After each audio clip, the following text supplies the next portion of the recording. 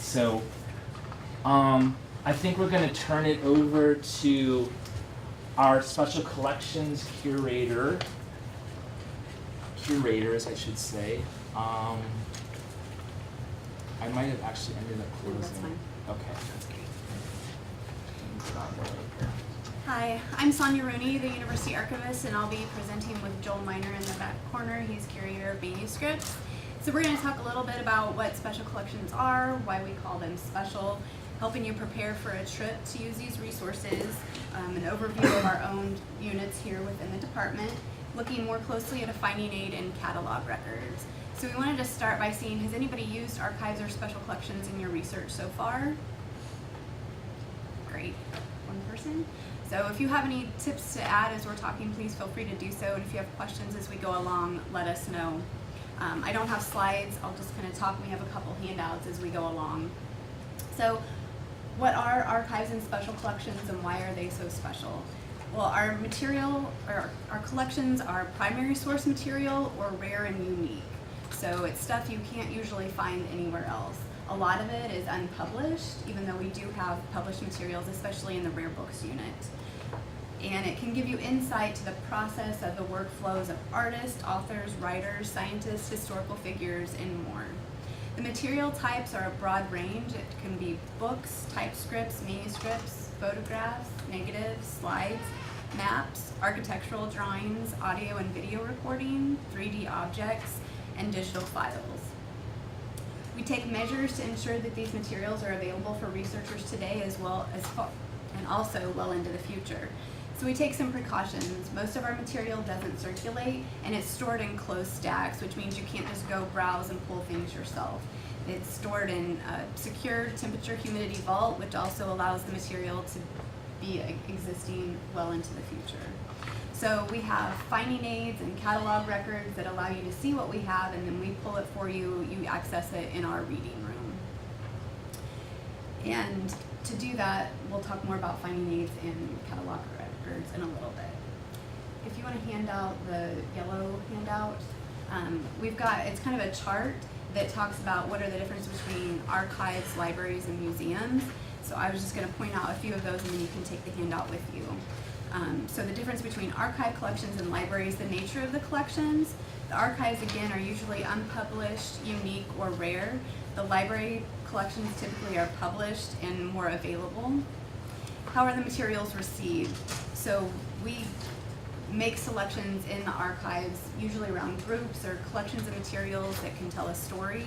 And the libraries often do this at the single item level.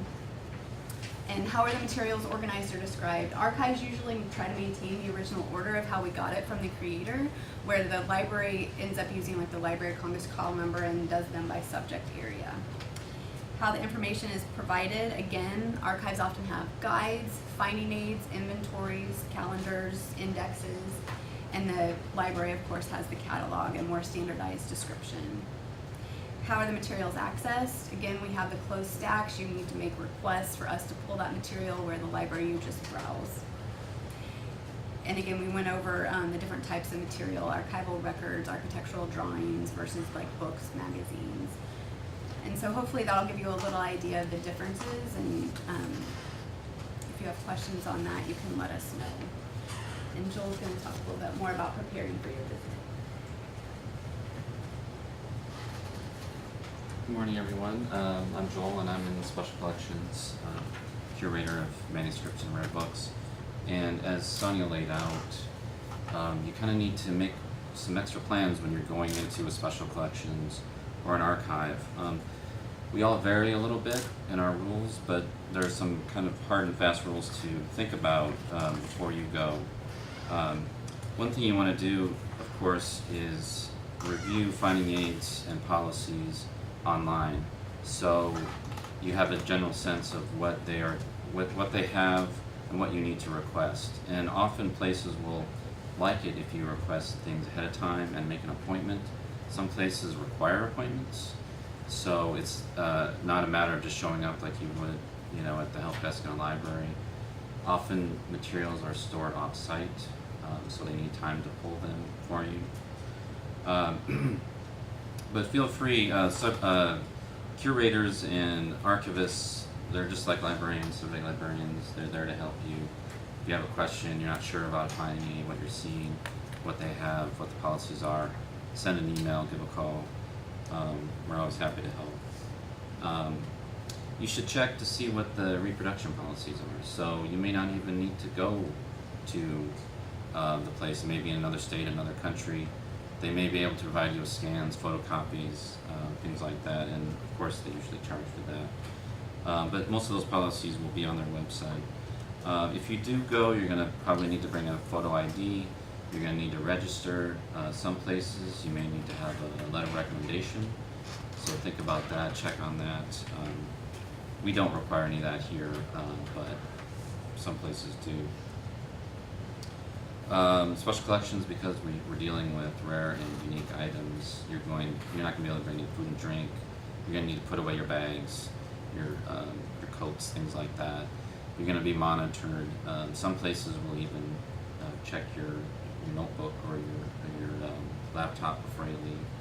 Again, we don't do that, but some places do. We are, if you're taking notes, you're going to use a pencil, but almost everywhere now is going to let you bring in your laptop, even a digital camera, take pictures, but you need to ask about that to find out. And another important thing when you're there is to keep everything in order. We are very picky about that. So don't rearrange things that you think would be a better order. If there's something wrong, that you think something's mislabeled, something's out of order, please alert us or the archivist or the staff, and we'll be happy to make a note of it and make the correction ourselves. I think there was a handout that you all got or will get. It's on a green sheet. Goes over some of these things I talked about. And another thing to check on is our restrictions. So some things in a archival collection will have access restrictions. Some things will have use restrictions. So reproduction restrictions, things like that. So keep that in mind. Ask about that, especially if you're going to use something in your dissertation or other publication. You're going to need to get permission from a copyright holder if that's relevant in what you're using. So I think Sonia's going to go over the overview of our special collections here. Can I just add something? And one thing to consider about with archives is cultural differences, especially if you're going to an archive in a different country. That's why it's really important to check with the archive before. Also to talk to either your faculty advisor may have contacts, or your subject librarian may have contacts with archives in different countries and so forth. Also Sonia and Joel, just to be aware of that, because it's not, archives in other countries aren't like archives and special collections here. Yeah. So, each institution that has an archive or special collections may have different units within each of them, and sometimes their title may not tell you everything that they hold. So we're just going to go over the different units here and a little bit about what they have. Each of the 5 units has a curator. The Film and Media Archive started with the Eyes on the Prize documentary from Blackside Company. It's a civil rights documentary, and the material arrived in semi-loads. So it's a very extensive collection and has everything from the original interviews, the research, the stock footage, and everything that went into these documentaries. It also has other documentaries from that same company, as well as others. They've branched out and now have educational films from the St. Louis Public Libraries, so it's kind of a different avenue, but it's all film related. And they have a few local St. Louis documentary makers that they've collected also.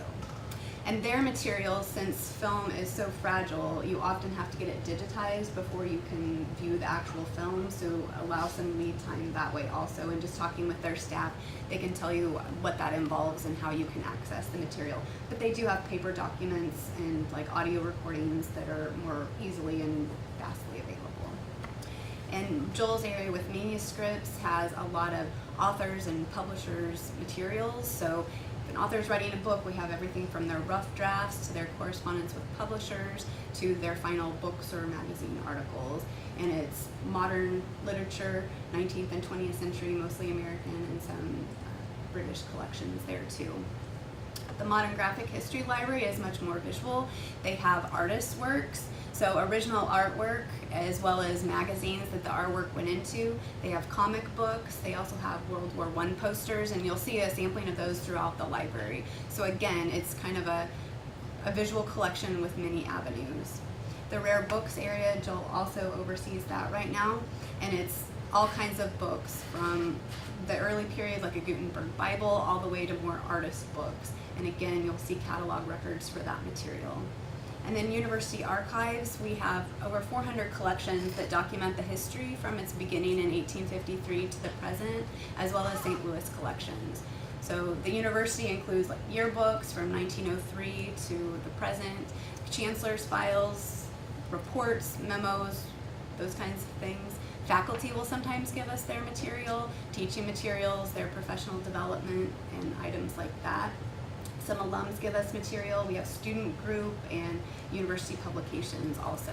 The St. Louis area is mostly focused on politics, social welfare, and business. So like the Monsanto company in town has their own records manager, but they give us their historical files. So archives might have business related collections also. And then we have the St. Louis mayor files from the 40s to the 70s. We don't have all of them, so other institutions throughout the area also have those. So again, you might find a collection in one archive that kind of leads you down another path to another institution. And so other ways like our website, you can search our finding aid. The Mavis web is for the Film and Media Archive search, and then also going to the library catalog. But if you want to know more about a collection, when you go to the website, we talk about the digital collections here, events and exhibits, and then within each unit page, a lot of us have blogs or Facebook or Twitter, so you can learn more about collections and how they're being used that way. Any questions about our own collection here?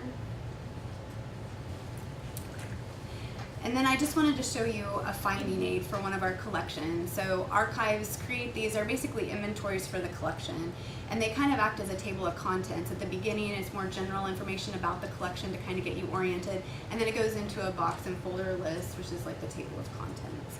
So each institution does these a little differently, but they often include a lot of the same information. It just might be organized a little differently or called something different. But the collection here is the Women's Resource Center. And you can see this collection overview, the title of the collection, the predominant dates within it. This ID is just our local number, the primary creator. The extent is how big the collection is. So this is 22.5 linear feet, and a linear foot box is about like this, just to kind of give you some context. Sometimes people will go down to the item level, or different ranges like that. And then the language is included in the collection so that you know if everything's in German and you can't read it, perhaps you're going to need to get some help on that, but we try to put that up front so you'll know that also. We include a scope and content, so it's kind of an overview of the collection, what you're like to find in here, how the series or categories are defined, and then often it will tell you what's not included. For example, I have a faculty's paper who worked with several of the presidents, and you would think there would be presidential correspondence, but unfortunately there's not. So we have that there in the scope so you're not coming and finding that we don't actually have that type of material. As we scroll down, there's a collection historical note just to give you a background about it. If it's a person's papers, it'll be a biography, just to give you a little context. And then the administrative information can sometimes be helpful. Again, it just ensures that you're looking at the right repository for this, because multiple of our units use the same interface, and it'll just remind you which actual unit it's with. Accruals are just if anything is added to the collection at a later time. Sometimes that can be useful to know how those are arranged. Any use restrictions, so you might have to get permission from the donor in order to see sections of the collection, so that'll be talked about in the access restrictions, and then use what you can do with it afterwards. And then the acquisition method, again, is how we got it and when, so you can know more about the donor. We provide the citation that we prefer and how to do that. Processing information, that's just how we arrange and describe it, who did it and when, and this can kind of show you if there's nuances within this finding aid compared to another one. It might have been done 10 years apart and we did things a little differently. And then the box and folder list. Most of the collections are divided into these series, which are basically categories. So like this is scrapbooks and journals versus materials from WashU related activities. And then this one actually goes into independent publications and publications from popular media. So those are things you can find in libraries, but this is one collection that has it all together in one place. So I brought this collection up just to show that even though it's about one center on WashU campus, it has a wide variety of these publications that may be hard to find somewhere else, or you might not even think of them as the same subject area, and so you can access them this way. And then again, it goes down to the folder level. Sometimes collections are described at the item level, and then we serve them at the box level, and that varies by collection and unit also. Any questions about that? Thank you. Joel's going to talk about catalog records a little bit. I'm just going to take a few minutes to show you a couple catalog records of special collections items and what to look for. It's another way to get to our resources. So if you're looking for anything published, it's going to be in our catalog, of course. And some people are a little not sure about when they see location, what that means. So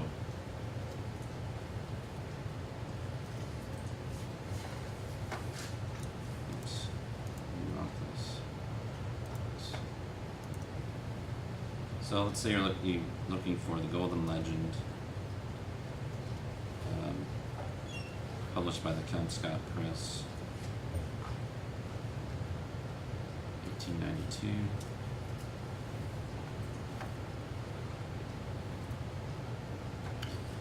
So you've got three results, and you'll see here in the location field saying Special Collections Quarto.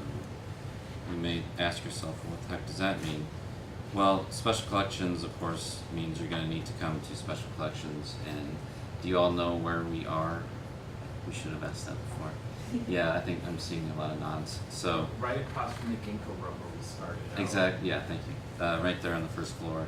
We'll be there this afternoon. Oh yeah, that's right. There's a map here, so if you click on that location, you're gonna, if that helps.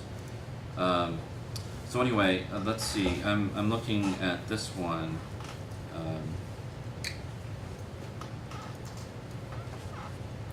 So Quarto is just a location for us in Special Collections. As Sonia mentioned, anything in Special Collections we have to pull for you. So it's not something you can just go get from the shelf yourself. But that said, you are welcome to come in unannounced without an appointment if you have a book that you need to look at from Special Collections, and we can pull it pretty quickly for you. And so other things to look at on a catalog record from a Special Collections item in particular, local terms. You're going to see things like printers and publishers and provenance information, former owners. This is part of our Triple Crown collection, which is pretty popular.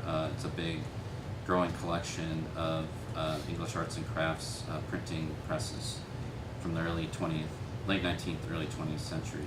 And so this is another avenue you can get to if you are researching a topic like this.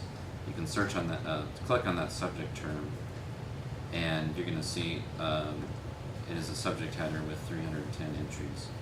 And so you can see what else we have in this area, which includes all sorts of manuscripts as well as published materials. All of our finding aids are searchable on the Special Collections website, but you can also get to most of them, soon all of them, in the catalog. So let's say you hear that we have the Samuel Beckett papers and you want to see what that entails. You're going to be able to find it through the catalog as well. So we create catalog records for our finding aids. So here it is again, Special Collections Manuscripts, that tells you where to find it. And then one thing I'll just point out about this, a finding aid record in the catalog is you're going to find general summary overview and the information on the creator of the collection or the donor. See all sorts of subject headings related to it. And up here, it's a little bit, it doesn't jump out at you, but when you see who still has online access and you see finding aid, that's going to take you to the finding aid online, which will have more detailed information and what Sonia just showed earlier. That's all I had about catalog records. Does anybody have any questions about finding materials in our special collections? Well, again, we're here to help, just like the subject librarians. So we also have live guides. We're listed in there as well. So feel free to reach out to us if your research brings you our way. Thanks. And I can just add one thing that one thing is we were talking about interlibrary loan before, and in some cases, depending on, we have different partnerships with libraries. And in some cases, libraries will loan out library use material to us for you, but you'll have to use it in special collections in your reading room. So if you do get one of those, like what Daria was saying before, if you get an ILL rejection notice, it doesn't necessarily end there. You know, if you really need it, contact your subject librarian and we can maybe investigate if that is an option. So I'm going to turn it over to Anna. She's going to talk about finding archives. So has anyone, how many people have already been planning to visit an archive or special collection as a part of your research? Yeah. I would recommend, at the very least, looking to see what is available, and the finding aids, like what Sonia showed, are excellent resources. I have to say, I've written a finding aid myself, and I was very proud of it. And there's a lot of information there that nobody would have known about this organization except for the people who are a part of it. And whether that's valuable or not is not for me to decide, but I thought it was great. So I'm just going to show you some really easy ways to look around, just really quick searches to find what may be available. So we have portals that are for, well, there's a portal specifically for Europe. Some of these search in other countries as well. If you need to do any archival research in the Middle East, please talk to me. There are some resources. They're just not very helpful. And another thing, definitely about the cultural differences. While you're at WashU and even after, please contact us if you're planning to do research internationally. There's a lot of pain can be saved by just talking to a few people beforehand. So Archives Finder, none of these are very difficult databases to use. I just go through and do keyword searches for anything that I find interesting. So if I were to just do Nation of Islam as like a very quick see what's going on, there will be some options. But you can also go through, do more complex searches, especially if it's something that may be a more specific term. Maybe there's ambiguities around the terms. And then this one makes it even easier just to see what you can do in the time period that you have for research. Go in and see what's close to you. But I would really, and WorldCat also. It's not necessarily common knowledge that WorldCat can also help you find archives